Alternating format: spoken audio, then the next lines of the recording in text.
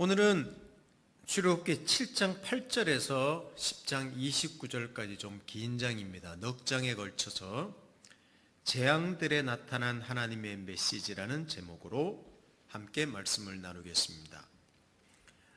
읽기로는 7장 1절에서 5절까지만 함께 읽겠습니다. 제가 읽어드립니다. 여호와께서 모세에게 이르시되 볼지어다 내가 너를 바로에게 신같이 되게 하였은즉 내 형 아론은 내 대언자가 되리니 내가 내게 명령한 바를 너는 내 형 아론에게 말하고 그는 바로에게 말하여 그에게 이스라엘 자손을 그 땅에서 내보내게 할지니라. 내가 바로의 마음을 완악하게 하고 내 표징과 내 이적을 애굽 땅에서 많이 행할 것이나 바로가 너의 말을 듣지 아니할 터인즉 내가 내 손을 애굽에 뻗쳐 여러 큰 심판을 내리고 내 군대 내 백성 이스라엘 자손을 그 땅에서 인도하여 낼지라. 내가 내 손을 애굽 위에 펴서 이스라엘 자손을 그 땅에서 인도하여 낼 때에야 애굽 사람이 나를 여호와인 줄 알리라 하시매. 하나님께서 모세에게 하신 말씀입니다. 자기 백성을 구원하실 때 하시는데 바로의 마음을 완악하게 하신대요. 그리고 애굽 땅에 많은 이적을 행하지만 바로가 듣지 않을 것이며, 그래서 하나님께서 큰 심판을, 여러 심판을 한 다음에야 구원하실 거라고 말씀하시는 내용입니다. 그리고 오늘 살펴볼 10가지 재앙, 오늘은 9가지 재앙만 나누도록 하겠습니다. 그리고 애굽의 바로는 이스라엘을 내보냅니다. 약한 재앙을 내리니까 바로가 불순종, 거역하고 반항하기 때문에 하나님이 더 큰 재앙을 내렸더라. 어쩌면 그게 아닙니다. 하나님께서는 바로가 이미 거절할 것을 알고 계셨습니다. 그렇다면 처음부터 한 번에 그 강력한 심판을 하셔서 항복하게 하시고 자기 백성을 구원하게 하면 되는데 왜 질질 끄시는 걸까요? 왜 긴 시간 동안 지루한 싸움을 또 바로하고 하시는 걸까요? 그게 오늘 7장 8절부터 시작해서 7장 8절부터 시작해서 거의 10장 마지막까지 긴 장에 나타나 있습니다. 이게 바로 오늘 우리가 생각해 보아야 할 내용입니다. 바로의 운명이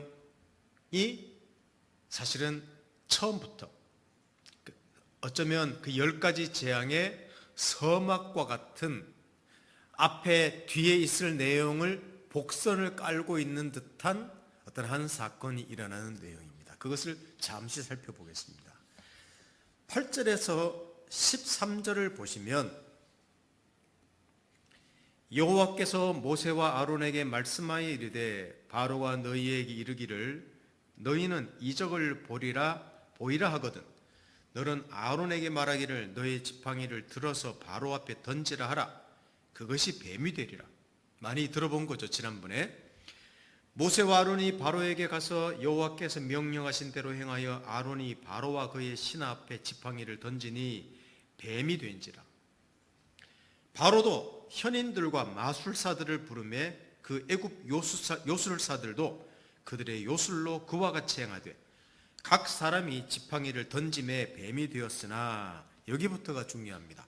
아론의 지팡이가 그들의 지팡이를 삼키니라. 그러나 바로의 마음이 완악하여 그들의 말을 듣지 아니하니 여호와의 말씀과 같더라 라고 되어 있습니다. 하나님께서는 혹 바로가 야, 너 누구냐? 기적을 보여봐라 라고 한다면 모세의 형인 아론에 가지고 있는 지팡이를 던져서 뱀이 될 것이라고 말씀하십니다. 그 이적을 보이라고 하시는 것이죠. 고대 독재자들은 자기 힘을 자랑하기 위해서 이렇게 힘의 대결을 많이 했습니다. 그러니까 지금 혹시 바로가 그것을 요구한다면 하는 것은 하나님께서도 그 시대에 그 독재자들이 하던 행위를 아시고 그 도전장을 받으신 거죠. 실제로 바로 앞에서 지팡이를 던지니까 뱀으로 변합니다. 근데 마술사들을 부릅니다. 한번 힘을 겨루겠다는 겁니다. 근데 그대로 따라하죠. 바로의 어깨에 얼마나 힘이 들어갔겠습니까? 자식들 말이야, 여기 와서 무슨 개수작이야, 이렇게 이야기를 했겠죠. 그런데 아론의 지팡이가 마술사들의 지팡이를 다 삼켜버립니다. 하나님의 능력을 나타내셨습니다. 이것은 하나님께서 바로에게 행하실 일을 미리 복선처럼 보여준 사건입니다. 뱀은 이집트의 수호신이었다고 합니다. 모세의 지팡이가 이집트 요술사들의 지팡이, 뱀으로 변한 지팡이를 삼킨 것은 바로 이집트의 또는 바로의 운명을 보인 것이라고 할 수 있습니다. 그들의 신을, 그 나라를 심판하시는 것을 미리 이 사건을 통해서 서막처럼 보여준 내용입니다. 그리고 이제 계속되는, 바로는 불순종하고 절대 내보낼 수 없다, 듣지도 않습니다, 이길 자신이 있다는 거죠. 10가지 재앙이 하나씩 계속됩니다. 그 내용을 봅니다.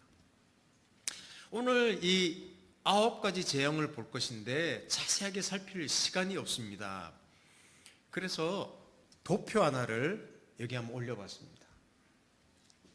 한번 개인적으로 참고해 보시고, 이 도표는 무엇을 말하는가 하면 ABC라고 해서 1, 2, 3 마지막 4 장자의 죽음 외에 나머지 9가지를 세 그룹으로 나눈 내용입니다. 이 세 그룹이 똑같은 형태로 진행이 됩니다. 그러니까 이 9가지 재앙은 특이한 자연현상이 그냥 무분별하게 일시적으로 주어진 것이 아니라 어떤 작정에 의해서, 계획에 의해서 주어진 재앙이라는 것이 이 내용에 나옵니다. 여러분, 천지 창조한 내용이 빅뱅에 의해서 갑자기 생겨서 태양이 생기고, 별이 저기 굴러 떨어지고, 그 다음에 나무가 생기고, 여러분, 이런 것이 아니라 창세기 1장도 보시면 굉장히 논리적으로 또 질서정연하게 기록되어 있지 않습니까? 똑같습니다. 하나님이 하신 일이라고 성경이 기록하고 있는 내용입니다.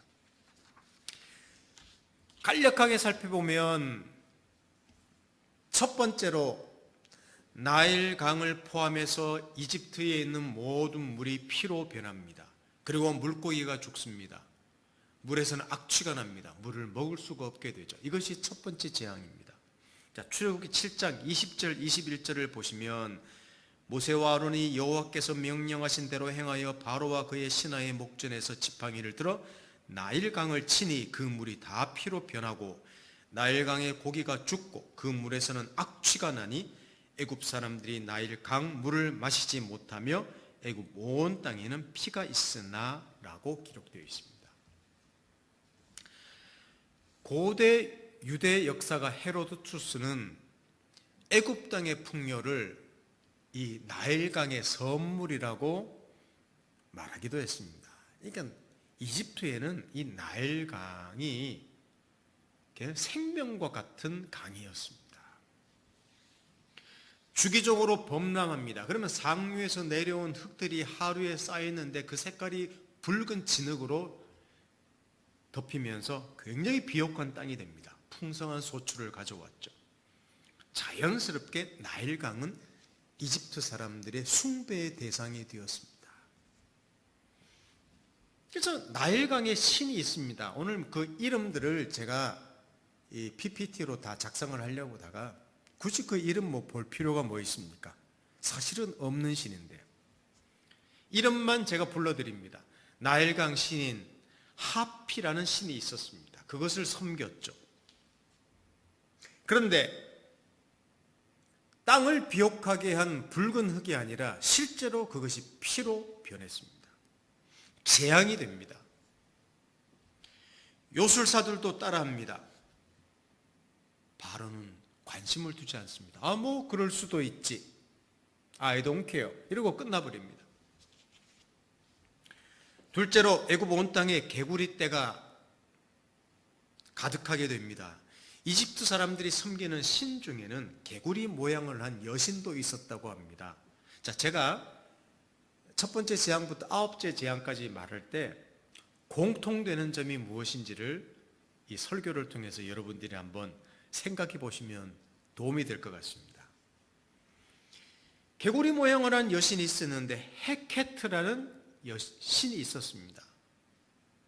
이 다산의 상징이라고도 신으로도 숭배했습니다. 다산, 아이들을 많이 낳는 이런 개구리가, 이런 축복을 주는 개구리 신이 재앙이 됩니다. 근데 이 재앙이 그냥 나중에 물러간 게 아니라 바로한테 물어봅니다. 바로시여, 이 개구리 재앙이 언제 그러면 없어지도록 하나님께 요구할까요? 그랬더니 내일. 실제로 그가 바로가 요구한 날에 개구리 재앙을 하나님께서 없애십니다. 이거는 자연재해가 아니라 우연히 개구리가 재앙 가득하게 된 게 아니라 이거는 하나님의 심판임을 알리려는 것이었습니다. 네 번째로 땅에 있는 티끌이 이가 되었다고 성경에는 말하는데 어떤 번역을 보면 모기라고도 말합니다. 모기, 살인 모기처럼 된 것이죠. 그래서 애굽 온 땅에 사람과 가축을 괴롭힙니다. 그리고 넷째로 보면 파리떼가 애굽 사람의 집집에 가득하게 됩니다. 상상을 해보십시오. 애굽 전역이 파리떼와 모기떼, 이로 가득하게 되었다는 걸 상상을 해보십시오.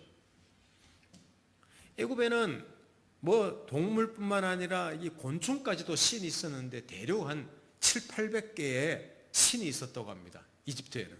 그 모든 것들이 다 자기들의 생활과 관계되는, 생활에 유익을 주는 곤충, 짐승이었다고 해요. 그런데 풍뎅이 모습을 한 신이 있었는데 케프리라고 하는 신도 있었다고 합니다. 근데 풍뎅이가 진흙 같은 데 발자국을 짚고 가면 그게 꼭 그들의 언어인 상형 문자와 비슷하다고 해서 풍뎅이는 신의 언어를 아는 곤충이다. 그래서 신이 된 거예요. 근데 그 곤충들마저도 재앙이 됩니다. 그 내용입니다. 다섯 번째로 애굽 가축대에 돌림병이 돌아서 죽게 됩니다. 자, 출애굽기 9장 3절을 한번 보십시오. 읽는 이유가 있습니다. 여호와의 손이 들에 있는 내 가축 곧 말과 나귀와 낙타와 소와 양에게 더하리니 심한 돌림병이 있을 것이며 그랬습니다. 애굽에는 소와 관계된 신들이 많았습니다. 어떤 신이 있는가 하면 사랑의 여신인 하토르라는 신은 암소 모양을 가졌다고 합니다. 또 신성한 아피스라는 신은 황소 모양을 가졌대요. 얼마나 그 소를 신처럼 여겼는가 하면 나중에 그 소가 죽으면 방부 처리해서 꼭 미이라처럼 공동묘지에다가 석관에다가 묻어둘 정도로 소를 신성시했다고 합니다. 그 당시에. 이런 애굽의 신들이 지금 재앙으로 죽게 됩니다. 그 내용입니다. 그냥 짐승이 죽는 게 아니에요. 이 내용은. 자, 여섯째로 보면 사람과 짐승에게 악성 종기가 생깁니다. 자, 10절 11절을 보겠습니다. 그들이 화덕의 재를 가지고 바로 앞에 서서 모세가 하늘을 향하여 날리니 사람과 짐승에 불어 악성 종기가 생기고 요술사들도 악성 종기로 말미암아 모세 앞에 서지 못하니 악성 종기가 요술사들로부터 애굽 모든 사람에게 생겼습니다. 이제는 마술사까지 악성 종기에 걸리고 맙니다. 그 당시 모든 질병을 치료한다는 신이 있었습니다. 임호텝이라는 신이 있었는데 이 임호텝이 여호와의 재앙에 그냥 힘도 못 씁니다. 마술사까지 걸렸으니까 애굽 온 전역에 악성 종기가 퍼집니다. 일곱째로, 역사상 유례가 없었던 우박이 쏟아지는데 심지어는 불덩어리가 섞인 우박, 물론 어떤 우박인지 모르겠습니다. 자, 9장 24절, 우박이 내림과 불덩이가 우박에 섞여 내림이 심히 맹렬하니 나라가 생긴 그때로부터 애굽 온 땅에는 그와 같은 일이 없었더라. 이것도 읽은 이유가 있습니다. 애굽 사람들은 하늘을 지키는 여신이 있었는데 누트라는 여신이 있었고, 생명을 주는 여신이 있었는데 이시스라는 여신, 그리고 곡식을 보호하는 신인데 세트와 민이라는 신이 있었습니다. 이 네 가지 신이 우박 재앙 앞에 속수무책이 되어버리고 말았습니다. 그 내용입니다. 그들이 섬겼던 신이 무능한 존재가 되고 만 것입니다. 여덟째는 우박을 피해 살아남은 것들을 하나님이 홍해에서 동풍을 불어와서 메뚜기 떼가 다 먹어버립니다. 앞에서 말한 그 신들 똑같죠. 힘을 못 쓰는 것이죠. 아홉 번째는 흑암이 애굽 전역에 사흘 동안 있게 됩니다. 이 재앙은 그들이 섬기는 최고의 신, 태양신인데 아몬레라는 태양의 신에게 초점을 맞춘 재앙입니다. 그리고 태양의 아들로 숭배했던 존재가 누군가 하면 바로였습니다. 그리고 바로의 아들이었습니다.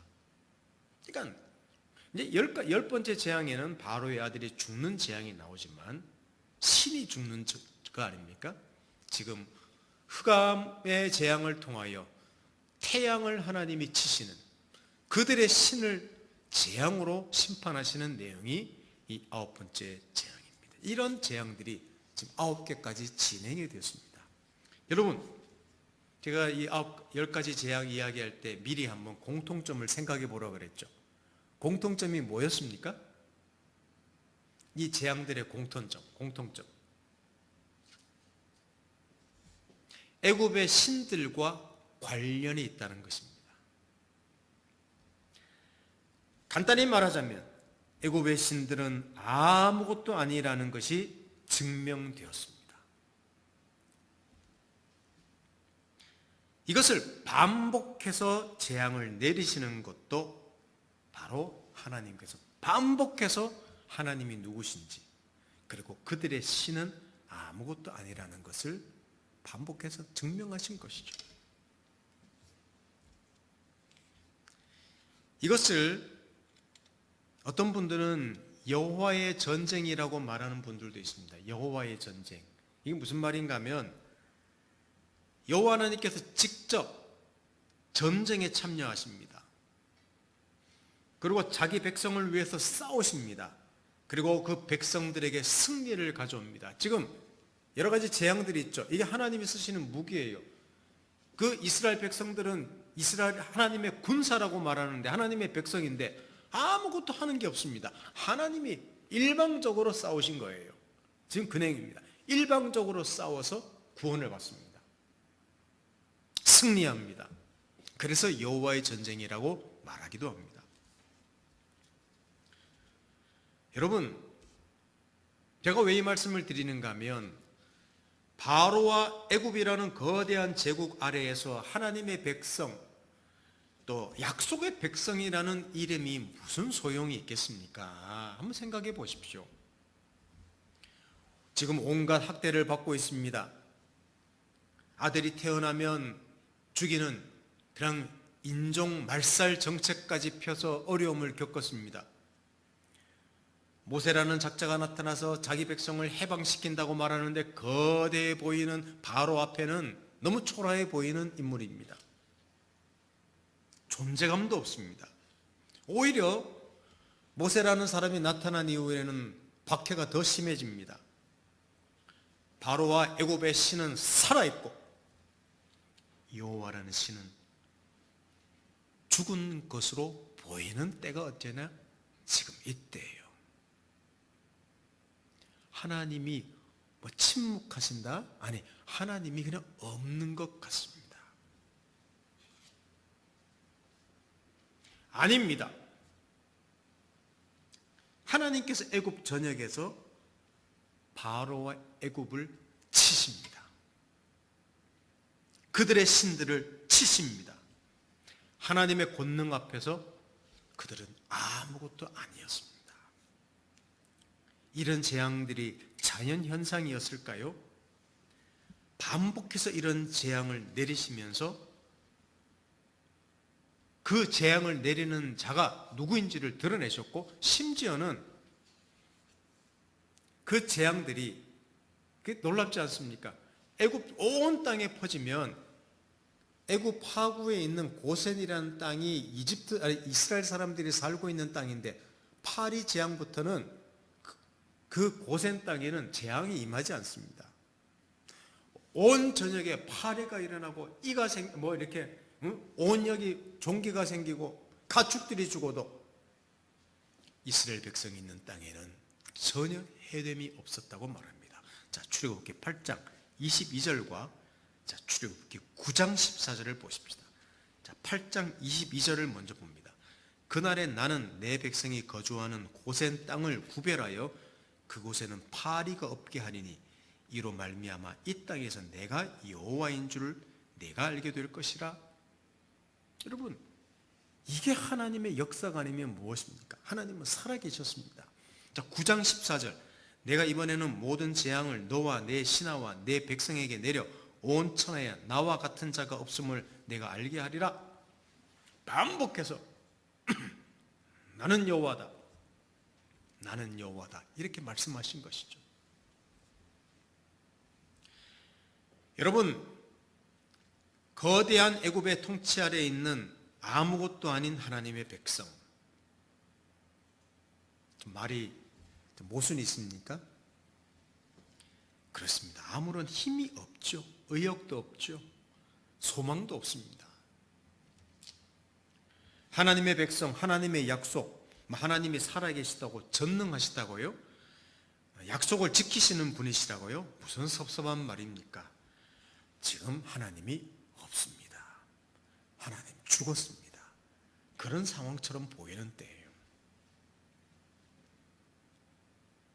어쩌면 저는 이 10가지 재앙을 묵상하면서 왜 이런 재앙을 통해서 하나님이 살아계시고 그들의 신을 보라고, 그들은 완강에 거절하고 이런 일들이 왜 일어날까를 통해서 지금 바로 우리가 적용하는 게 아니라 왜 이런 사건들 속에서 무슨 메시지를 담았을까를 고민하다가 이런 생각을 해보았습니다. 죄의 본질을 가지고 살아가는 우리네 인생의 모습이기도 하구나, 이 생각을 가져봤습니다. 보이지 않는 어떤 거대한 세력 아래서 좀비처럼 살아가는 모습 말입니다. 그 거대한 세력이 뭐겠습니까? 죄입니다. 그리고 죽음이라는 엄청난 세력 아래에서 두려워하고 있는 모습, 꼭 뭐와 같습니까? 이스라엘 백성 같지 않습니까? 감옥에 갇혀 살아가는 것 같은 존재란 말이죠. 누가 외부에서 개입해서 도와주지 않으면 안 되는 존재. 하나님 없어, 하나님 죽었어, 이게 무슨 하나님 백성이야. 자기들 힘으로는 저항할 수 없는 그 거대한 세력, 그 거대한 세력 뒤에는 신이 있다고, 수많은 신이 바로를 통치하고 바로가 그들을 통치해서 압제 가운데 죽음으로 내몰고 있는 그 상황, 지금 우리네 인생, 아니 인류의 모습과도 너무나 흡사했습니다.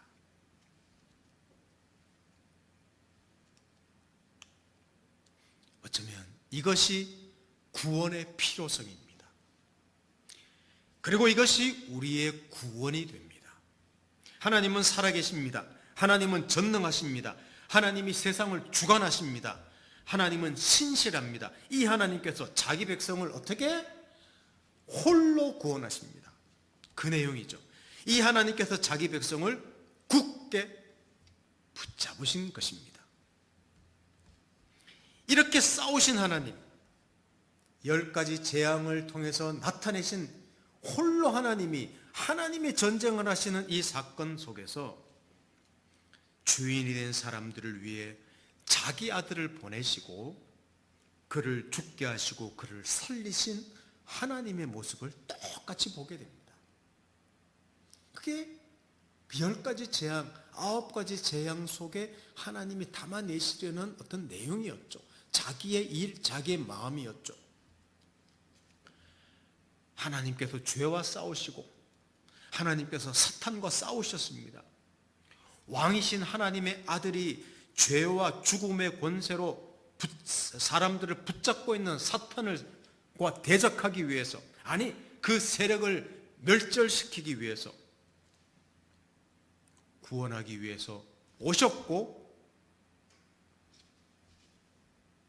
그리고 오래 개인적인 생활을 하시다가 공생애를 시작하시면서 광야로 나가서 사탄에게 시험을 받으셨고, 그리고 십자가의 자리로 나가셨고, 아니 그 전에 사탄에게 매여 있는 죄의 종으로 매여 있어서 몸과 정신과 모든 것들, 질병과 마음의 고통 속에 있는 사람들을 해방시키기 위해서 하나님의 복음을 선포하시다가 십자가의 자리로 나가셨고, 그 십자가 위에서 다 이루셨다고 말씀하셨다는 겁니다. 이건 요구했습니까? 우리가? 사람들이 원했던 겁니까? 사람들이 요구해서 이렇게 각본을 짜준 겁니까? 아닙니다. 하나님께서 주도적으로 일방적으로 하신 것이죠. 자, 마태복음, 신약에 있는 성경 몇 구절만 찾아보십시다. 마태복음 4장 1절을 보시면 그때에 예수께서 성령에 이끌려 마귀에게 시험을 받으러 광야로 가사, 굳이 시험 받으러 나가셨어요. 이거는 뭘 말하는가 하면 하나님의 아들이 사탄의 권세를 박살내기 위해요. 죄의 권세를 박살내고 사람들을 압제 가운데서, 죄의 압제 가운데서 구원하시기 위하여 이제 본격적으로 자기 공생애를 시작하시는 내용입니다. 마가복음 10장 45절을 볼까요? 마가복음 10장 45절, 인자가 온 것은 섬김을 받으려 함이 아니라 도리어 섬기려 하고 자기 목숨을 많은 사람의 대속물로 주려 함이니라 그랬습니다. 자기 목숨을 주기 위해서 스스로 오신 것이죠. 하나님이 보내신 것이죠. 죽기 위해 오셨다는 겁니다. 그래서 요한복음 19장 30절에도 예수께서 신포도주를 받으신 후에 이르시되 다 이루었다 하시고 머리를 숙이니 영원히 떠나가니라. 다 이루었다고 말씀하셨습니다. 누가? 죄값을 치르셨고 하나님의 저주를 아들이 대신 받으셨고 사탄의 권세를 하나님이, 아들이 그 죽음으로 말미암아 박살내신 것이죠. 여러분, 하나님께서 바로를 설득하셨습니까? 반복해서 하나님 자신의 일을 나타내 주셨습니다. 그러니까 설득하신 게 아니라 반항할 것, 불순종할 걸 아시지만 그냥 반복해서 9번이나 걸쳐서 나타내심은 하나님 자신의 의지와 고집을 드러내신 것이죠. 그래서 이스라엘 백성은 구원받은 것입니다. 이게 이 재앙들에 나타난 하나님의 메시지입니다. 사랑하는 성도 여러분, 우리가 이런 자입니다. 우리가 이런 자란 말입니다. 우리 그리스도인의 삶이 이렇게 시작되었습니다. 그리고 이런 보장 속에서 살아가고 있는 자들입니다. 이게 우리의 자랑입니다. 자기 백성을 향한 하나님의 열심, 하나님의 사랑, 하나님의 의지는 굉장합니다.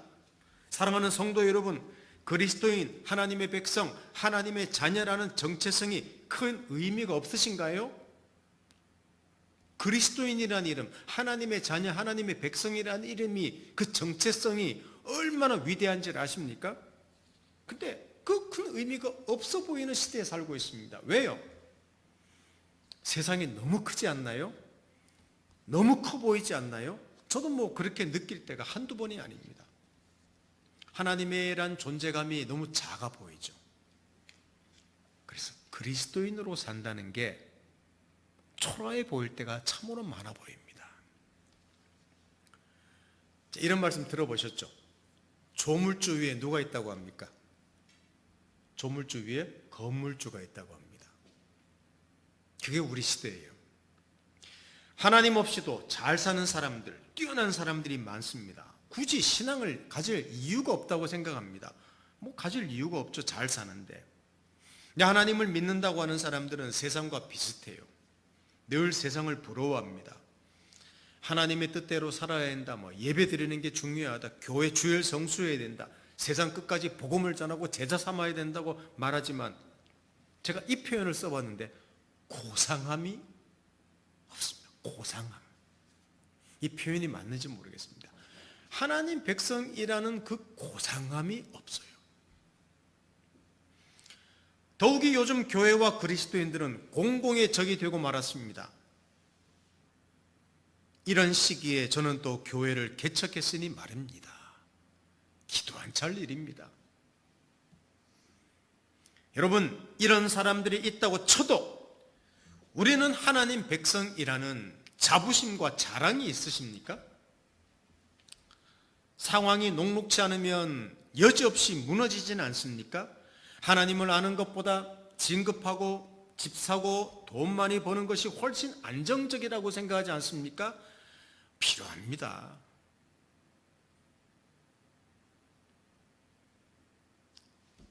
그래서 지금도 하나님의 은혜가 절실합니다. 하나님의 일하심이 우리의 의지를 앞서야만 합니다. 하나님의 성령의 도우심이 반드시 있어야 합니다. 하나님 아들의 영원한 중보하심이 우리를 영원히 붙들어 주셔야만 합니다. 그것이 없이 내가 할 수 있다 이렇게 말할 존재는 없을 것입니다. 그리고 하나님은 또 이렇게 일하고 계십니다. 그래서 여러분, 우리가 하나님을 알고, 그래서 우리가 자신을 알고, 그래서 우리가 우리 의지로 행할 수 있고, 그래서 우리가 바른 선택을 할 수 있고, 거룩하고 순종하는 백성으로 자라가는 것입니다.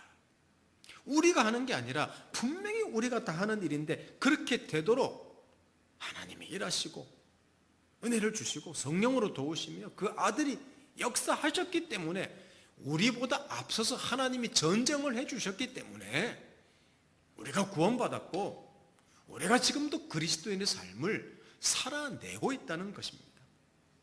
우리가 견디고 있는 것이지요. 우리가 하나님의 사람으로 이 어려운 시기에 살아내고 있는 것이지요. 여러분, 하나님이 없다고 말하는 이 우리 시대에도 이 출애굽기의 말씀은 여전히 살아있습니다. 변함이 없습니다.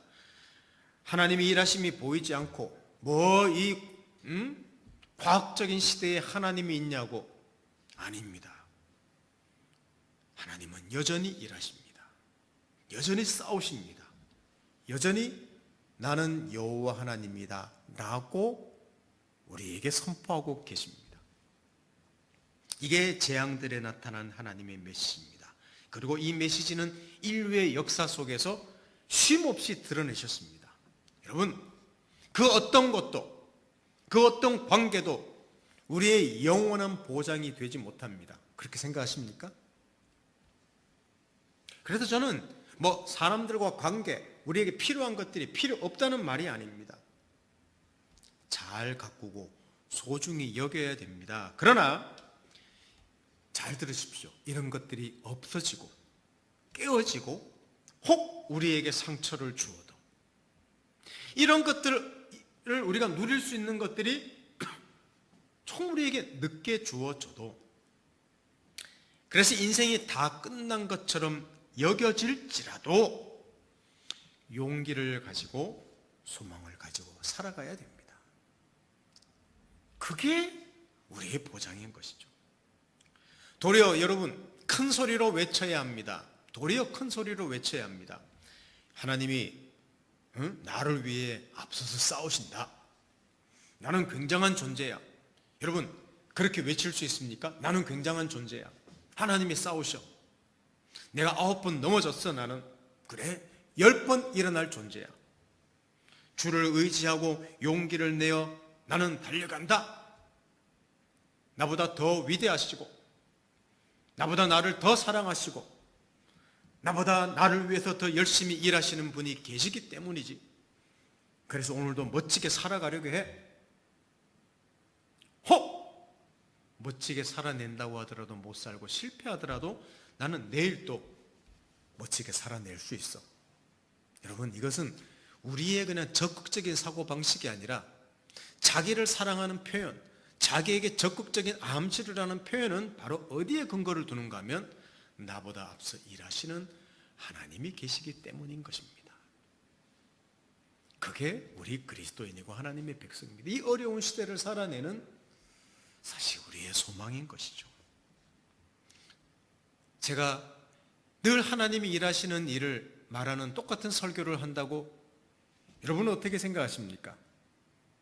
사실 그것만큼 우리에게 큰 위로와 쉼과 소망을 주는 메시지는 없을 것입니다. 저는 이 설교를 마무리하면서 다윗의 시편이 생각이 났고 이 시편을 잠시 읽으면서 설교를 마무리하려고 합니다. 자, 시편 18편 1절에서 2절 그리고 29절을 마지막으로 한번 읽어보겠습니다. 시편 18편 1절 2절, 여기 1절 2절 읽어보시기 전에 이런 말이 있습니다. 여호와의 종 다윗의 시, 여호와께서 다윗을 그 모든 원수들의 손에서와 사울의 손에서 건져주신 날에 다윗이 이 노래의 말로 여호와께 아뢰어 이르되 라고 했습니다. 하나님께서 승리를 다 주셨다고 고백하는 내용이죠. 자, 우리 함께 읽어보겠습니다. 1절 2절 시작. 나의 힘이신 여호와여, 내가 주를 사랑하나이다.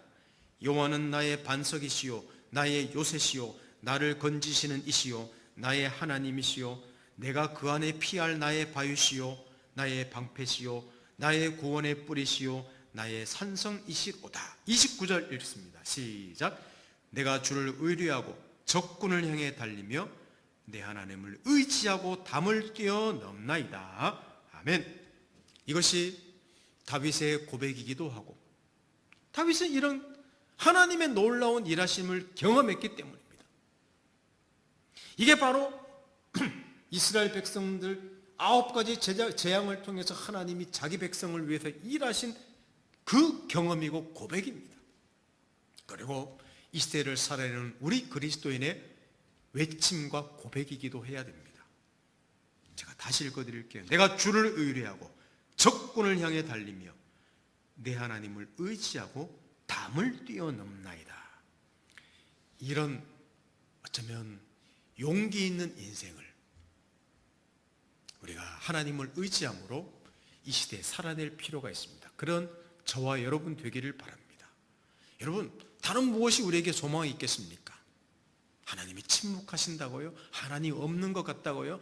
내 일이 내가 원하는 대로 일어나지 않는 것 같다고요? 아닙니다.